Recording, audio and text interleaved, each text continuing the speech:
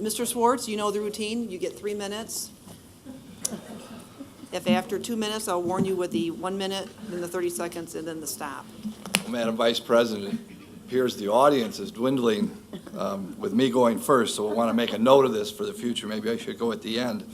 But I would like to thank the staff and the community for this past week's activities. It's been a very busy week. There have been a lot of us who burned the midnight oil late into the night and up early in the morning. And at the end of the day, there's not a doubt in my mind or anybody who I've spoken with that we are all very passionate and concerned about the services and the facilities available for our children. So I think there's a great recognition this week of the activity around our children and schools, and I think that should be applauded. There is an area that I've spoken with Mr. Davis and Dr. Wallace about, and it's specific to our career technical education. The whole staffing of this district is intertwined. So when we talk about closing a building, it affects staffing across the city because those staff are absorbed somewhere else throughout the city.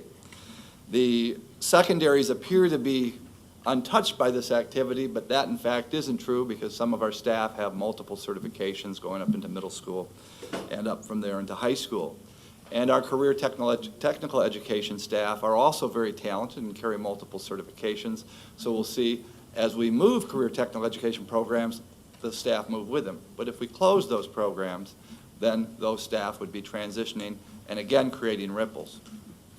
Dr. Wallace and I committed, and I think Ms. Jackson, to an 8:30 a.m. Tuesday meeting, not thinking about the celebration that will be taking place late Monday night on the victory of the Spartans over North Carolina. But that is a topic that we're going to attempt to begin grappling with and setting a timeline. This board spent some time discussing the staffing in October and November this past year and why aren't things in place, and tonight there was a little discussion about that as well, wanting to have people on board before the kids arrive to prepare and be prepared for those students when they come in the door.